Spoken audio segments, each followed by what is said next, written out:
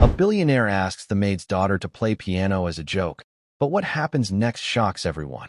A decade ago, a little girl named Lily Mayhew's hands held a secret that could shame a billionaire. Her mother, Clara Mayhew, cleaned the mansions of the wealthy so her 10-year-old daughter, Lily, could have a life she never did. But she never imagined her daughter's gift would become a rich man's cruel joke. Now, with her hands injured and a humiliating performance looming, Lily must choose. Will she let the Davenport family make her a laughingstock, or will she find the strength to reclaim the music that lives inside her?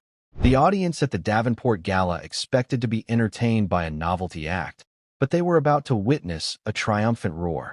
Just before we dive in, if you like this kind of stories of overcoming adversity and justice, let us know in the comments where you're watching from.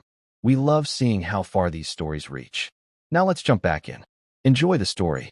A little girl's hands, far too small for the grand piano, held a secret that would shame a billionaire. The first light of dawn was a shy visitor in Clara's small apartment.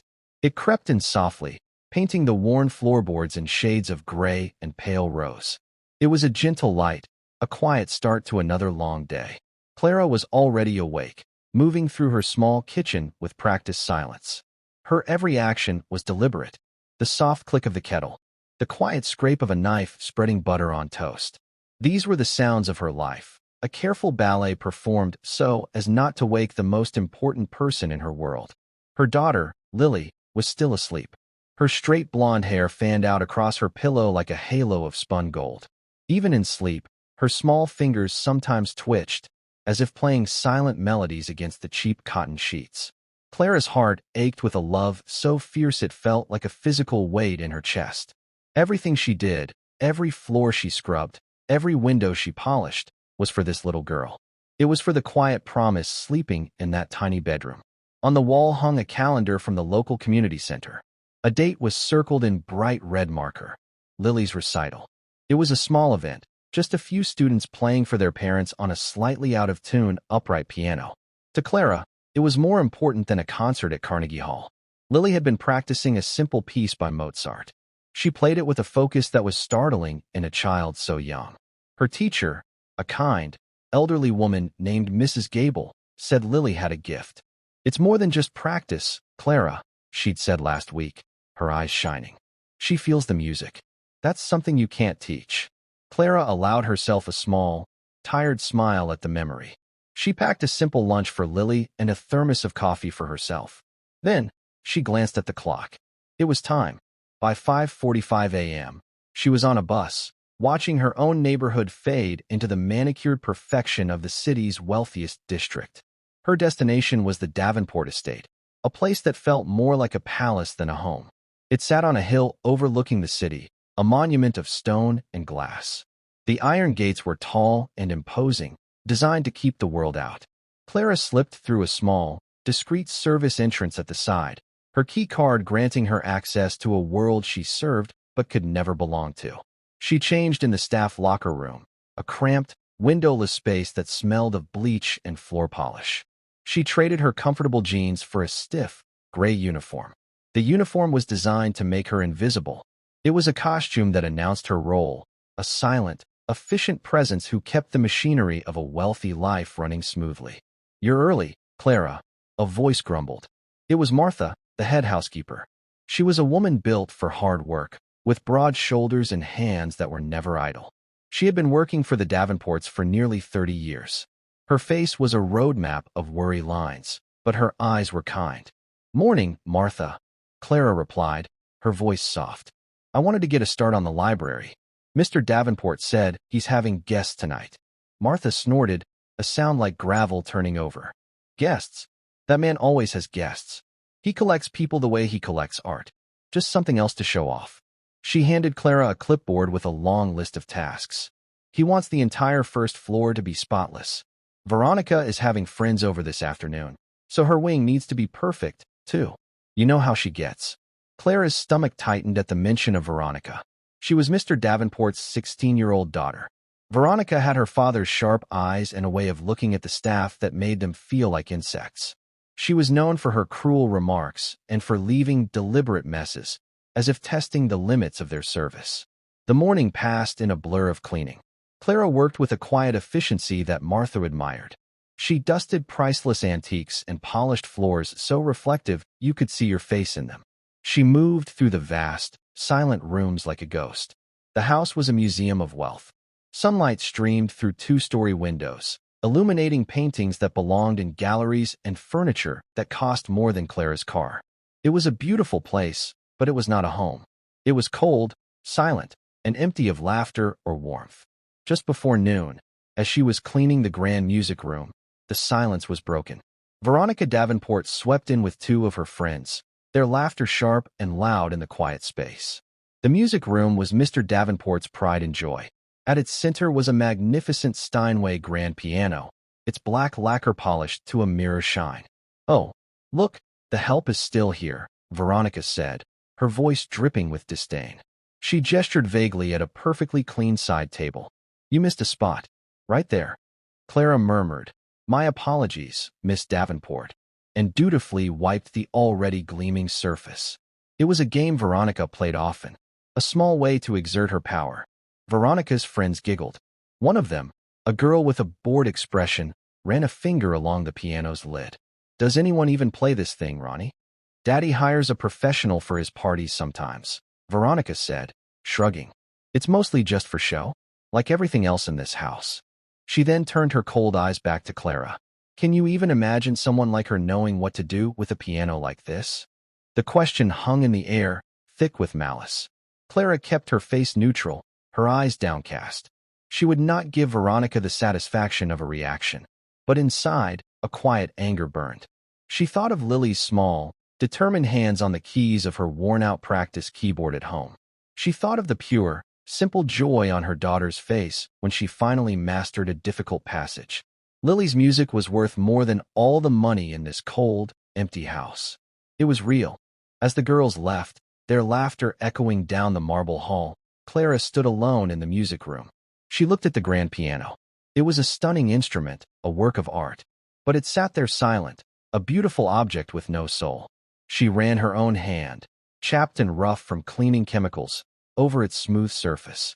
For a brief, defiant moment, she imagined Lily sitting there.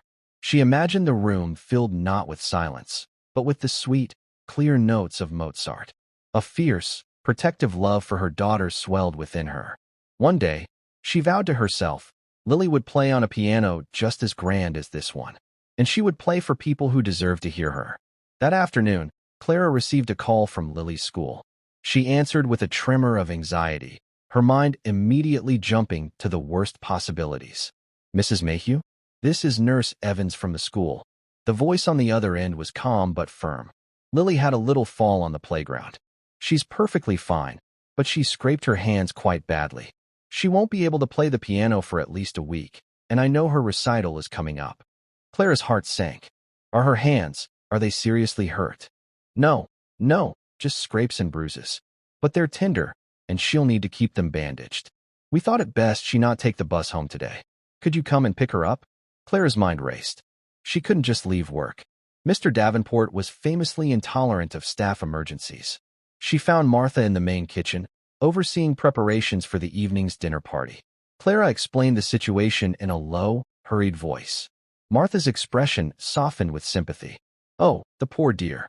Just before her big day, too." She looked around the busy kitchen, then made a decision. "Go. I'll cover for you. I'll tell Mr. Davenport that one of the ovens was malfunctioning and I needed you to help me with it. He never sets foot in this kitchen anyway. He won't know the difference." "Martha, I can't ask you to do that," Clara whispered, overwhelmed by the kindness. "You're not asking. I'm telling," Martha said, pushing her gently towards the door. "Now hurry. Your little girl needs you." Clara arrived at the school to find Lily sitting on a bench in the nurse's office, her small face pale and her hands wrapped in clumsy white bandages. Tears welled in Lily's eyes the moment she saw her mother. "My recital, Mommy," she whispered, her voice trembling. "I can't play. It's ruined." Clara knelt and gathered her daughter into a fierce hug. "Oh, sweetheart, no? It's not ruined. Your hands will heal. We can talk to Mrs. Gable. The recital is just a little concert. Your health is what's important." But Lily shook her head, burying her face in her mother's shoulder. "I practiced so hard. The bus ride home was quiet. Lily stared out the window, her bandaged hands resting carefully in her lap. The disappointment was a heavy cloud around her. For Lily, playing the piano wasn't just a hobby. It was her world. It was the place she felt most herself, most alive. The thought of not being able to play, even for a week, was devastating. When they got back to their apartment, Clara tried to lift her spirits. She made Lily her favorite dinner, macaroni and cheese, and let her watch an extra hour of television. But nothing seemed to work. Later that evening, Clara found Lily standing by her small electronic keyboard, staring at it with a look of profound sadness. She gently touched one of the keys with the tip of her bandaged finger, wincing slightly. "Does it hurt a lot?" Clara asked softly. Lily nodded, not looking up. "It feels stiff. And I keep thinking about the music. I can hear it in my head, but I can't make it come out." Clara's heart broke for her. She knew this pain was about more than just a missed recital. It was about a part of Lily's spirit being temporarily silenced. "The music will still be there when your hands are better," she promised, stroking her daughter's soft hair. "It's not going anywhere. It's inside you." The next day, Clara had to take Lily to work with her. She couldn't afford a babysitter, and Lily was too miserable to be left alone. She explained the situation to Martha, who, despite the risk, agreed to help. "We'll keep her in the staff lounge," Martha decided. "I'll bring her some books and puzzles. As long as Mr. Davenport and his high and mighty daughter don't see her, we should be fine." So Lily spent the day in the small, cluttered break room in the basement of the Davenport estate. It was a world away from the sunlit grandeur of the floors above. Clara checked on her whenever she could, bringing her snacks and making sure she was comfortable. But Lily was quiet and withdrawn. She spent most of the day staring into space, a little shadow of a girl lost in a palace of strangers. Late in the afternoon, disaster struck. Mr. Davenport was giving a tour of the estate to a group of potential business partners. His voice, loud and booming, echoed down the service corridor as he led them on an unscheduled visit to the wine cellar, which was located right next to the staff lounge. Clara, who was polishing silver in a nearby pantry, felt a jolt of panic. She rushed to the lounge, but it was too late. The door was slightly ajar, and Lily, curious about the noise, had peeked out just as the group was passing. Richard Davenport stopped dead in his tracks. His perfectly tailored suit and expensive cologne seemed to take up all the air in the narrow hallway. He was a man who was not used to surprises, especially not in the form of a small, blonde girl in the servants' quarters. "What is this?" he demanded, his eyes narrowing. His voice wasn't just angry, it was insulted, as if the very sight of a child in this part of his house was a personal offense. Clara stepped forward immediately, placing herself between Mr. Davenport and her daughter. "I am so sorry, sir. This is my daughter, Lily. She had an accident at school, and I had no one to watch her today. It won't happen again." Mr. Davenport's gaze flickered from Clara's apologetic face to Lily's wide, frightened eyes. He noticed the white bandages on her hands. A strange, cruel smile slowly spread across his face. It was not a smile of warmth or humor. It was the smile of a predator who had just found a new, interesting toy. "An accident, you say?" he said, his voice smooth as silk. He turned to his guests, who were watching the scene with a mixture of discomfort and curiosity.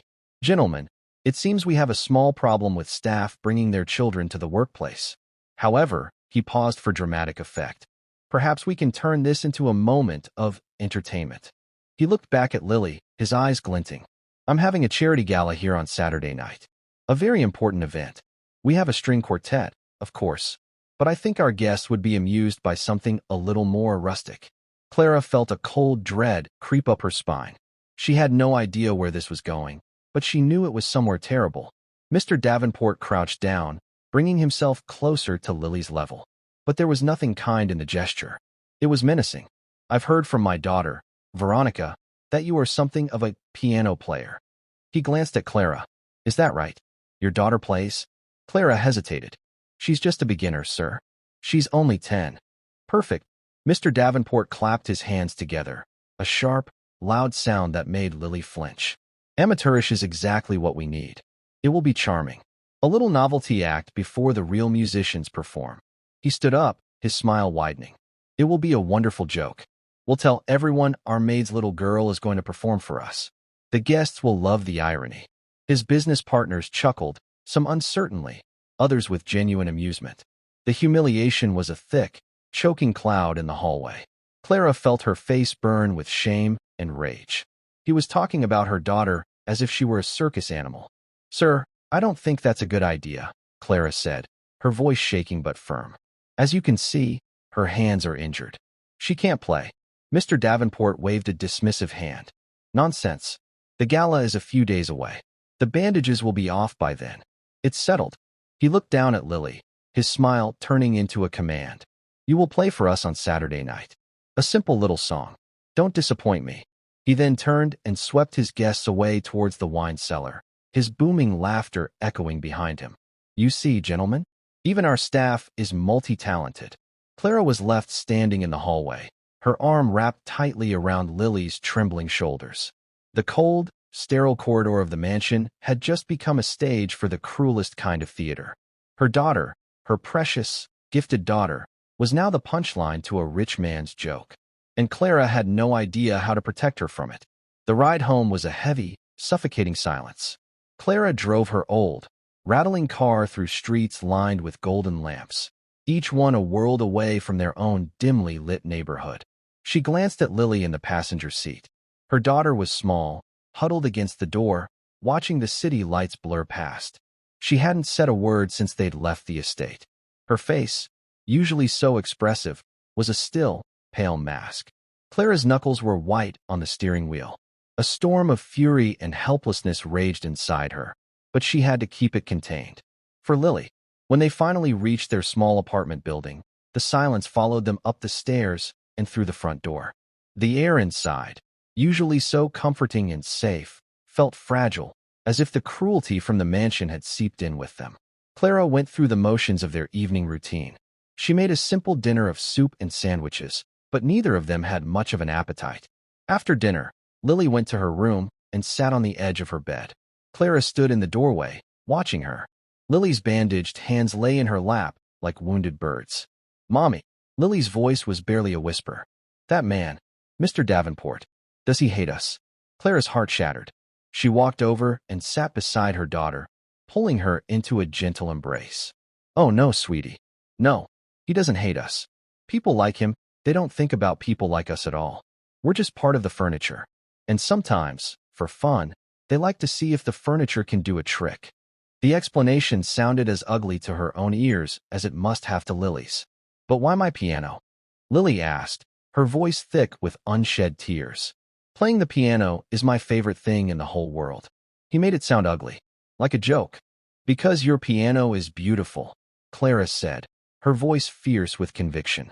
"And some people can't stand to see something beautiful without trying to own it or break it." She held Lily tighter. "He will not break this. I promise you." Later that night, long after Lily had fallen into a restless sleep, Clara sat at her small kitchen table. The unpaid bills were stacked neatly in a corner, a constant, quiet reminder of how precarious their life was. Mr. Davenport's command was not a request. It was an order wrapped in the guise of an opportunity. If she refused, she would be fired. There was no doubt in her mind. A woman with a sick child, a maid who dared to say no to the master of the house. She would be dismissed for insubordination, and finding another job that paid as well, that was on a bus line, that allowed her the flexibility she needed for Lily, it would be nearly impossible. They would lose the apartment. They would lose the fragile stability she had worked so hard to build. And Lily's piano lessons, the one luxury Clara insisted upon, would be the first thing to go. The weight of it all pressed down on her. She felt trapped. Damned if she did, and damned if she didn't. To subject Lily to that humiliation, to make her perform like a pet for these cold, cruel people, felt like a betrayal of her daughter's spirit. But to refuse and plunge them into poverty felt like a betrayal of her duty as a mother. She rested her head in her hands, the exhaustion of the day, of her life, washing over her. For the first time in a long time, Clara felt truly, utterly alone. The next morning, Clara dropped Lily off at school, her little face still shadowed with worry. At the estate, the atmosphere was tense. Preparations for the gala were in full swing. Florists were arranging massive bouquets of flowers that cost more than Clara's monthly rent. Caterers were bustling in and out of the kitchen. The entire house was being polished and perfected for the grand event. Clara found Martha in the linen closet, counting napkins. She closed the door softly behind her. "Martha, I need to talk to you." In a low, hurried voice, Clara recounted the scene in the service hallway, Mr. Davenport's cruel pronouncement, the joke he wanted to play on his wealthy guests. Martha's face, already etched with a lifetime of disapproval for her employer, hardened into a mask of cold fury. She slammed the stack of napkins down on a shelf. "That man," she hissed, her voice a low growl. "That man has a piece of ice where his heart should be. I have seen him do some terrible things in 30 years, Clara, but this, to use a child, to mock her talent for sport, this is a new low, even for him." "What do I do, Martha?" Clara asked, her voice pleading. "If I say no, he'll fire me. I can't lose this job." Martha sighed, the anger in her eyes softening to weary resignation. She had seen dozens of employees come and go, many fired for far less. "I know, child. I know. He has you in a corner." She was quiet for a long moment, thinking. He did something like this once before, years ago. There was a young man working on the grounds, a gardener. He was a gifted singer, used to sing in his church choir. Mrs. Davenport, the first one, before she left him, she heard him one day and told Richard how beautiful his voice was. Martha leaned closer, her voice dropping lower. So, for his birthday party, Richard invited the boy to sing. Told him it was his big break. The boy practiced for weeks. He got up on that stage in his Sunday best, in front of all those rich folks in their jewels. And just as he was about to start, Richard tapped a glass for silence and announced, "And now, for a bit of rustic charm, the yard boy will sing us a little song." He laughed while he said it. The guests tittered. The boy, "I never saw a person look so small." He sang, but his voice shook the whole time. He quit the next day. Richard thought it was the funniest thing he'd ever seen. Clara felt sick. So there's no way out. With Richard Davenport, the only way out is through, Martha said grimly. You have to play his game. But, she added, her eyes meeting Clara's, that doesn't mean you have to play by his rules. Before Clara could ask what she meant, the door swung open.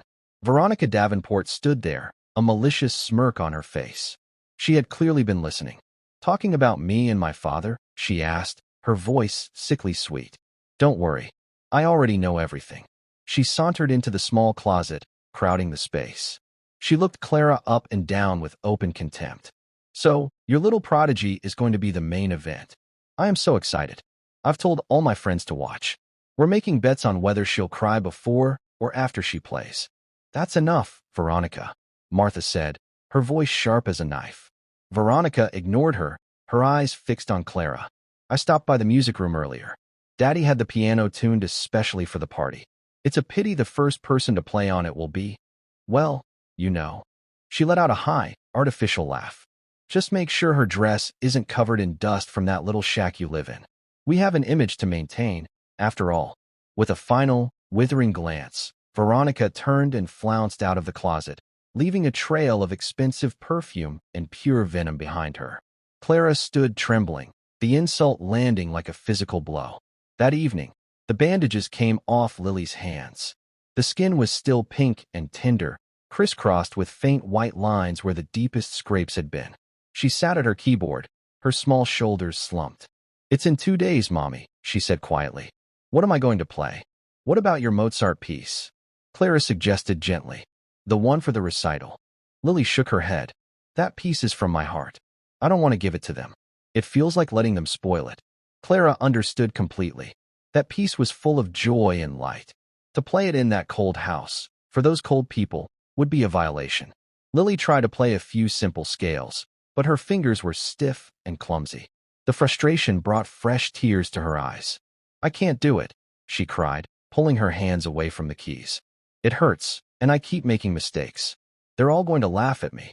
Clara pulled her daughter away from the keyboard and onto her lap, rocking her gently. "It's okay to be scared, sweetie. And it's okay if it hurts." She looked at her daughter's determined, tear-stained face. An idea, sparked by Martha's words, began to form in her mind. A dangerous, terrifying, and possibly brilliant idea. The next day, a new figure appeared at the Davenport estate. He was a younger man, with a quiet demeanor and kind eyes that seemed out of place in the stern, imposing mansion. Clara saw him in the library, looking at the books with a thoughtful expression. He was dressed simply, in a tweed jacket that was slightly frayed at the cuffs. He did not carry himself with the same arrogance as Mr. Davenport. Later, Martha informed her that it was Arthur Davenport, Mr. Davenport's younger brother. "He's the good one," Martha whispered. "An English professor at some university upstate.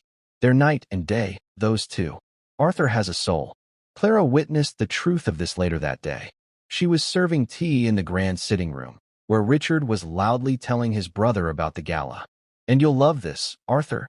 It's my masterstroke." Richard boomed, laughing. "For a bit of pre-show entertainment, I'm having one of the maid's daughters play the piano. Can you imagine? The little thing looks terrified. It's going to be absolutely hilarious." Clara, her hands steady despite the rage boiling inside her, kept pouring the tea. She didn't dare look up, but she could feel Arthur's eyes on her. She saw his hand tighten around his teacup. "Richard, that sounds needlessly cruel," Arthur said, his voice quiet but firm. "She's a child, not a court jester." "Oh, don't be so sensitive," Richard scoffed. "It's a bit of fun. It teaches them their place. Besides, it gives the girl a chance to be in the same room with her betters. She should be grateful." Arthur said nothing more, but the look of profound disgust on his face spoke volumes. As Clara was leaving the room, he caught her eye for a brief moment. He gave her a small, almost imperceptible nod. It was not a promise of rescue. It was a simple acknowledgement of her humanity, a quiet message that said, "I see you. This is wrong." That small gesture, that one moment of kindness in a house so devoid of it, was all Clara needed. It was like a single match struck in a dark room. The path forward was suddenly clear. That night, she sat with Lily on the living room floor. She had made a decision. They would not be victims. They would not be a joke. "Lily," she said, taking her daughter's hands, now free of their bandages. "I have an idea. It's a little scary, but I think it's the right thing to do." She paused, looking directly into her daughter's blue eyes. "Mr. Davenport is expecting you to play something simple, something a beginner would play. He wants you to be unremarkable. He wants people to smile politely and feel sorry for the poor little maid's daughter." Lily nodded, understanding. "But what if," Clara continued, her voice gaining strength, "you didn't play what he expects? What if you played something he could never even imagine?"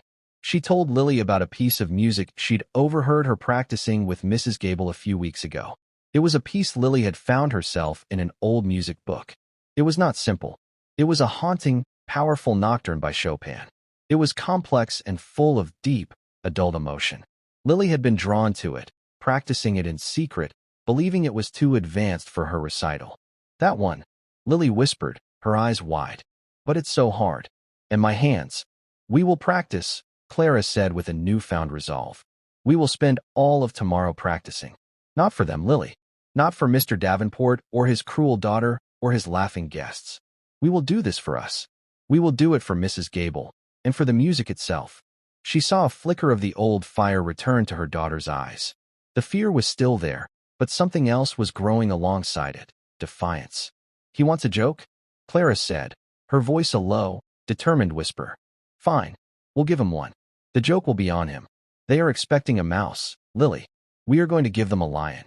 Lily looked down at her small, tender hands, then back at her mother's resolute face. For the first time in days, a real smile touched her lips. It was a small, fragile smile, but it was a start. "Okay, Mommy," she said, her voice clear and steady. "Let's give them a lion." The final 24 hours before the gala passed in a strange, dreamlike state. The world outside their small apartment seemed to fade away, leaving only the two of them and the 88 keys of the electronic keyboard. Clara had called Lily's school and reported her sick. She took the day off from the estate, telling Martha she had a migraine, an excuse Martha readily accepted with a knowing. "You rest up, dear. You've got a big night ahead of you."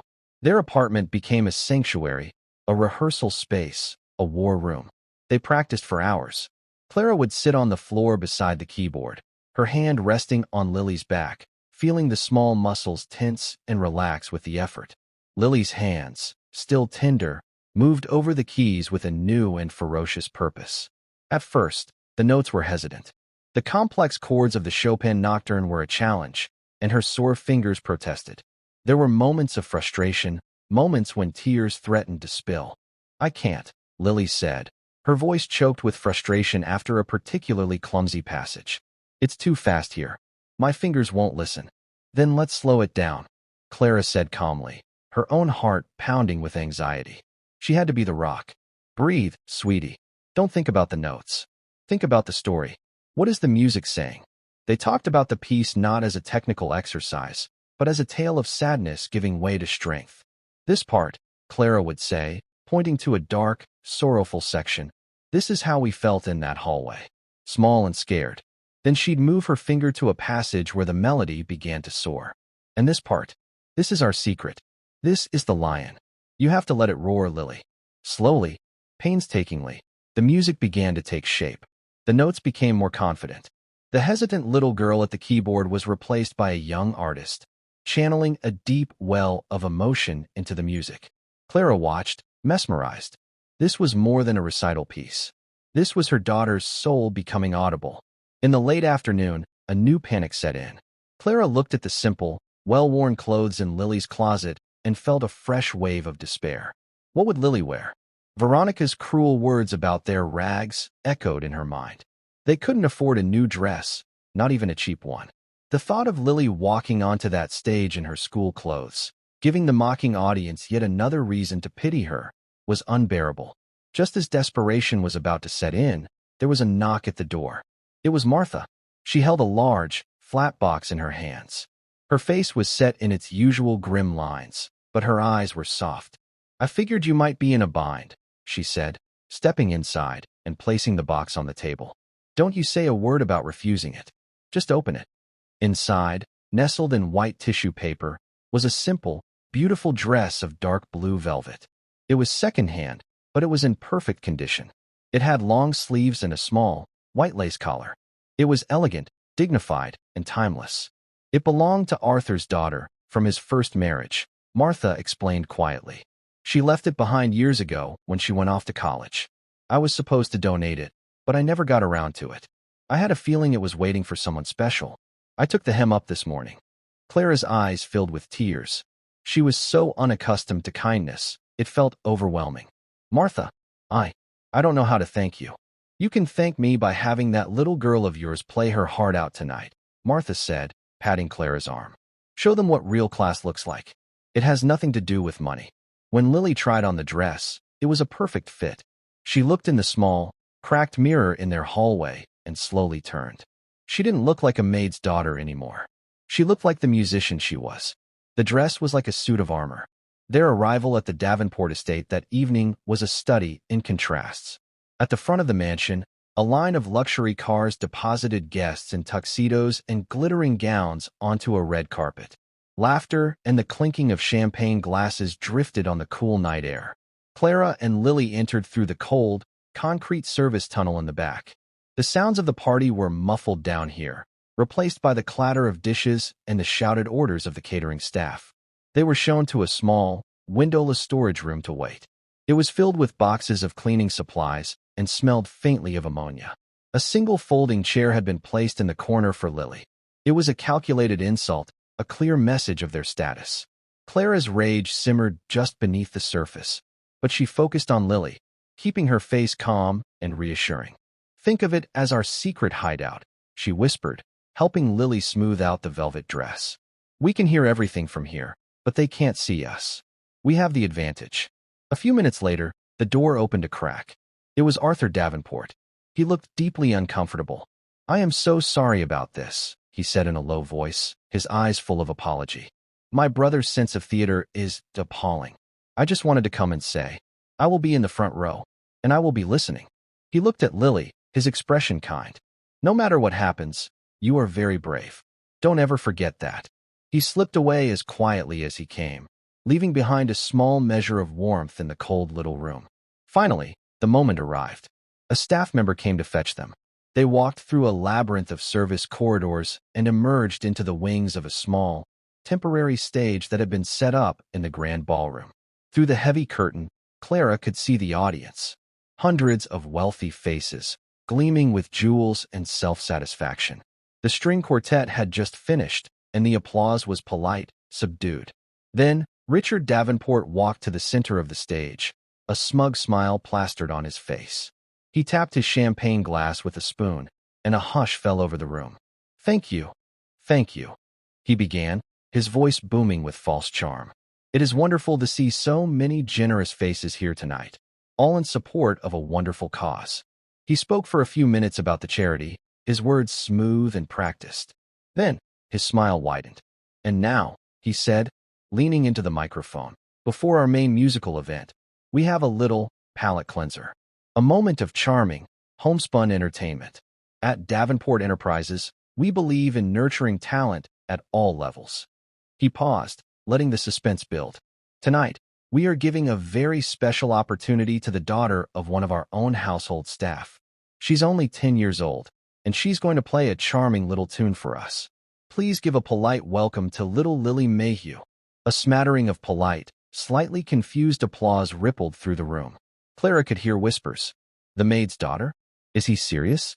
Veronica, sitting in the front row with her friends, was giggling behind her hand, her eyes shining with cruel anticipation.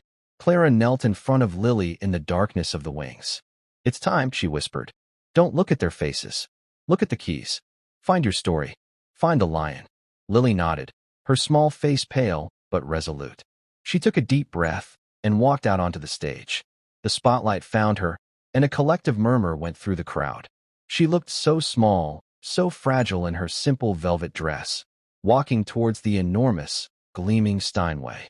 She looked like a doll, a novelty. She reached the piano, adjusted the bench, and sat. For a moment, she just sat there, her small, unbandaged hands resting in her lap. The room was silent, save for a few coughs and the clink of ice in a glass. The audience was waiting for the joke to begin. Lily placed her hands on the keys. Her eyes found Arthur's in the front row. He gave her that same small, encouraging nod. Then her gaze drifted past him, to a service door at the back of the room, where she could just make out the silhouette of her mother, watching. She began to play. The first few notes of the Chopin Nocturne were exactly what the audience expected. They were soft, hesitant, almost fragile. A simple, melancholic melody. Polite, indulgent smiles appeared on the faces in the audience.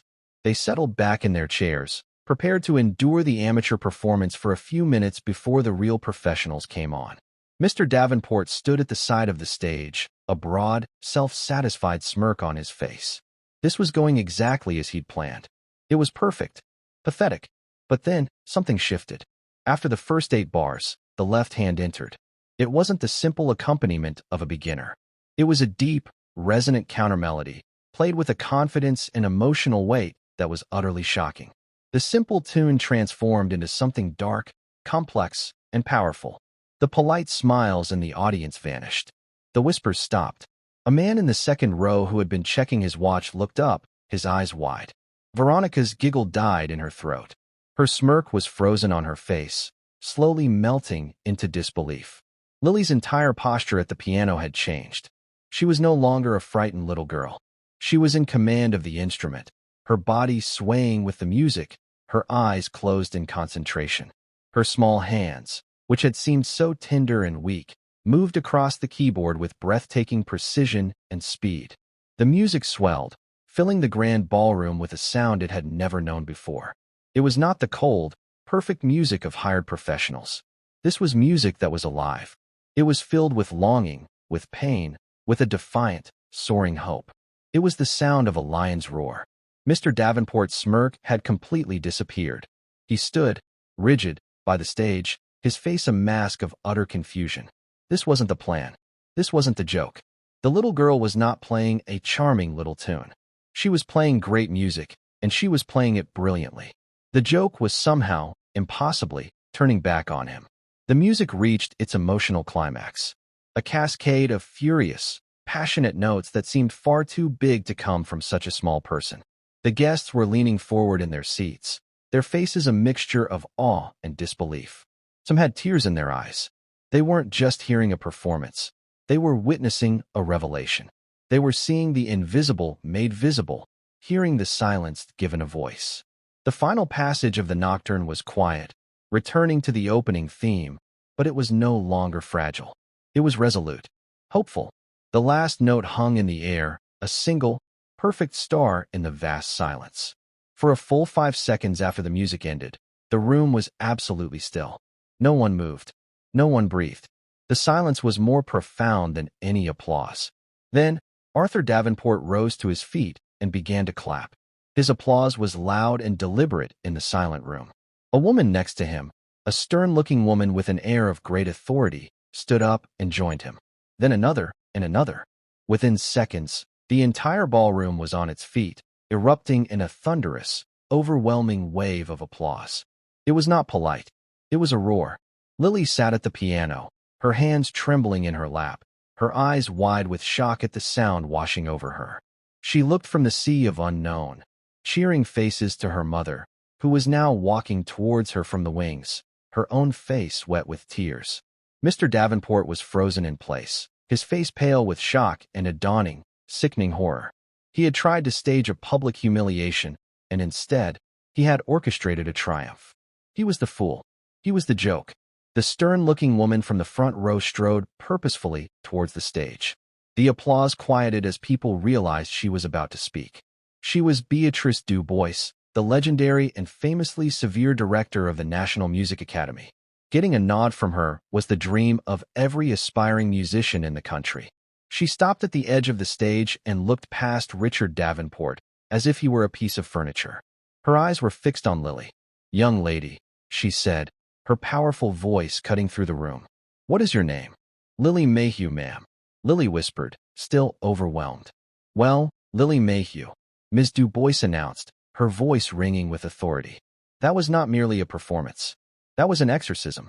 I have not heard Chopin played with that level of emotional honesty by a musician 3 times your age." She then turned her steely gaze upon Richard Davenport. "Richard," she said, her voice dripping with ice. "You invited me here tonight promising a surprise. You told me there would be a performance of rare and special talent." She paused, letting the entire room hang on her next words. "You vastly understated the matter. But tell me, why is a prodigy of this caliber not already enrolled in my academy? And why is her mother, who is clearly a remarkable woman, forced to serve you tea instead of managing her daughter's brilliant career?" The public humiliation was absolute. Richard Davenport's face turned a shade of mottled red. He opened his mouth, but no words came out. He was exposed, his cruelty laid bare for all his wealthy friends to see. The joke was complete, and it was, just as Clara had planned, entirely on him. Chaos erupted in the wake of Ms. Du Bois's pronouncement. The carefully curated atmosphere of polite wealth shattered. The guests, who moments before had been a unified, complacent audience, were now a buzzing swarm of individuals. They crowded towards the stage, their faces a mixture of excitement and shock. The joke Mr. Davenport had planned was indeed a success, just not in the way he'd intended. The story of the night wasn't his generosity, it was his spectacular, public misjudgment. Clara reached the piano and wrapped her arms around Lily, who was trembling, overwhelmed by the noise and the sudden rush of attention. Lily buried her face in her mother's side, the velvet of the dress a familiar comfort. "Let's get you out of here," Clara whispered, her voice a fierce, protective shield against the noise. Just as they turned to leave the stage, Mr. Davenport blocked their path. His face was a ghastly white, and a desperate, false smile was stretched across his lips. He was in damage control mode, his mind racing to spin the disaster into a win. "Incredible," he boomed, gesturing towards Lily as if she were a prize he had just unveiled. "As I was saying, we believe in nurturing talent here. I discovered this little gem myself. I knew she had it in her all along." The lie was so audacious, so shameless, that it silenced the people closest to the stage. Clara looked him dead in the eye. All the fear she had ever felt in his presence was gone, burned away by the fire of Lily's performance. "You didn't discover her, Mr. Davenport," she said, her voice low and steady, yet it carried with an undeniable authority. "You don't see people, you only see objects. You saw my daughter as a novelty, a toy for your party." She pulled Lily closer. "You didn't provide an opportunity. You just provided a stage for your own cruelty. My daughter did the rest." Without another word, she turned her back on him. Arthur appeared at her side, his face etched with a mixture of shame for his brother and pride for what he had just witnessed. Martha was right behind him, her arms crossed. glaring at her employer with 30 years of pent-up indignation. "This way," Arthur said, guiding them towards a side exit. "Before the reporters get to you." They moved through the stunned crowd, who parted to let them pass. Clara caught a glimpse of Veronica. She was standing frozen near the front row, her friends having taken a noticeable step away from her. Her face was a storm of humiliation and fury. For the first time, she looked as small and powerless as she had tried to make Lily feel. Arthur led them down a quiet, carpeted hallway, far from the noise of the ballroom. "My car is out back," he said. "Let me drive you home. You shouldn't have to take the bus tonight." The ride home in Arthur's warm, quiet car was the complete opposite of their journey to the estate. Lily had finally let her tears come, but they were not tears of sadness. They were tears of relief, of release. She lay her head in Clara's lap, her small body exhausted from the emotional ordeal. Clara stroked her hair, murmuring soft words of comfort, her own heart overflowing with a fierce, trembling joy. She looked out the window at the passing city lights, and for the first time, they didn't feel a world away. They felt like they were full of promise. The next morning, their world had changed. The story was everywhere. The city's major newspaper had a picture of Lily at the piano on its front page, her face a mask of intense concentration. The headline read, "The Maid, the Mogul, and the Masterpiece. How a 10-year-old's performance exposed the heartless core of high society." The story had gone viral online. Videos of the performance, shaky and shot on guests' phones, had millions of views. The comments section was a tidal wave of support for Lily and condemnation for Richard Davenport. He was no longer a respected philanthropist. He was a villain in a real-life fairy tale. His company's stock took a noticeable dip in the morning's trading. Donors to his charity began to quietly withdraw their support. The joke had cost him far more than he could ever have imagined. Clara's phone rang incessantly. News stations, talk shows, music bloggers, everyone wanted to talk to the mother of the piano prodigy in the palace. Clara ignored them all. There was only one call she was waiting for, and it came late that morning. Mrs. Mayhew, the crisp, authoritative voice of Beatrice Du Bois, said on the other end of the line, "I trust you and your daughter are recovering from last night's excitement." "I meant every word I said. I would like to offer Lily a full scholarship to the National Music Academy's youth program. The scholarship will cover all tuition, private instruction, and materials. Furthermore, the Academy has discretionary funds to assist with housing for families of exceptional students. We would be honored to have Lily, and you, join our community." Clara sat down on her worn sofa, the phone pressed to her ear, and wept. 2 days later, Clara walked back into the Davenport estate. But this time, she did not use the service entrance. She walked up the main stone pathway, through the grand front doors, which were opened for her by a stunned-looking butler. She was not wearing her gray uniform. She was wearing her own simple, clean clothes. The house was eerily quiet. The flowers from the gala were wilting in their vases. The place felt like a tomb. She was there to collect her final paycheck and the few personal items she kept in her locker. She found Martha in the main kitchen. The older woman enveloped her in a hug that smelled of cinnamon and quiet strength.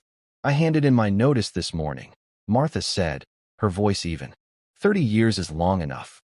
After what I saw the other night, I can't be a part of it anymore. Arthur is helping me find a new position, managing a historic guest house upstate. A place with some dignity." "Oh, Martha," Clara said, her heart aching for the loss of her friend but happy for her escape. "I'm so glad." "This is for you," Martha said, handing her a box with her things, along with a thick envelope. "Your final pay, and a little extra something the staff all chipped in. For the little lion." As Clara was about to leave, Mr. Davenport appeared in the doorway of the kitchen. He looked haggard. The arrogant confidence was gone, replaced by a desperate, weary look. "Mayhew," he said, his voice hoarse. "Wait. We can discuss a raise. A new position. You could be my daughter's personal assistant. A direct line to me." Clara looked at the man who had, in his own strange way, set them free. She felt no anger, no hatred, only a vast, empty pity. "Thank you for the offer, Mr. Davenport," she said, her voice polite but firm. "But my daughter and I are moving on. We won't be needing anything from you." She walked out of the kitchen, down the grand marble hallway, and out the front door into the sunlight, leaving the dark, cold mansion and its lonely master behind for good. The National Music Academy was everything the Davenport estate was not. It was old, but it was vibrant and full of life. The scent of lemon polish and old wood filled the air. The sound of music drifted from every room. A violin scale here, a soaring soprano voice there. It was a place built on love for art, not on the display of wealth. Ms. Du Bois met them in her office, a warm, book-lined room overlooking a green courtyard. She was just as stern as she had seemed at the gala, but there was a deep kindness in her eyes. She explained the program to them, the world-class instructors Lily would have, the other gifted children she would learn alongside. They had found a small, sunlit apartment just a few blocks from the academy, paid for by the housing fund. For the first time, Clara could walk Lily to her lessons instead of putting her on a bus. For the first time, she had a life that was not defined by scrubbing other people's floors. She enrolled in a community college course to finish the business degree she had abandoned years ago. Lily thrived. The academy was her true home. She was no longer a novelty or a secret. She was a musician among musicians. Her friendship with other students, children who understood her passion, was a joyous discovery. The shadow of the Davenport Gala faded, replaced by the bright, challenging work of becoming the artist she was always meant to be. 1 year later, Lily was preparing for the Academy's annual spring showcase. It was her first major solo performance since that fateful night. She was to play the centerpiece of the program. Clara stood in the wings of the beautiful, historic concert hall, watching her daughter warm up at the piano. Lily was wearing a new dress, one they had picked out together, in a shade of brilliant, hopeful blue. She looked taller, more confident. The last year had been a time of incredible growth for them both. An usher brought Clara a letter that had been left for her at the box office. It was a thick, cream-colored envelope with no return address. Inside was a cashier's check for a staggering amount, made out to the National Music Academy Scholarship Fund. Tucked in with the check was a simple, typed note. It read, "For the next lion." Clara stared at the note, a small, knowing smile touching her lips. She would never know for sure if it was from a guilt-ridden Richard Davenport or the kind-hearted Arthur, but it didn't matter. The money was not an apology she needed, but it was a promise that another child, somewhere, would get a chance they might not have had. The house lights dimmed. It was time. Lily walked onto the stage to warm, genuine applause. She sat at the piano, her posture poised and professional. Before she began, she looked into the wings and caught her mother's eye. She smiled, a radiant, joyful smile that held no memory of the fear she had once felt on a stage like this. Clara's heart was so full she thought it might burst. The promise she had made to herself in that cold, empty music room so long ago had come true. Lily was playing on a grand piano, for people who deserved to hear her. Lily began to play. The music that filled the hall was not the defiant roar of Chopin's Nocturne. It was a new piece, something lighter, more complex, full of a hope so bright it felt like sunshine. It was the sound of a future being written, a future they had claimed for themselves. It was the sound of a promise kept, and a life, once small and silent, now filled with magnificent, unapologetic music. Thank you for following this story. If you enjoyed it, please subscribe and share your thoughts below. Where are you watching from? Let us know in the comments. Stay tuned for more immersive stories.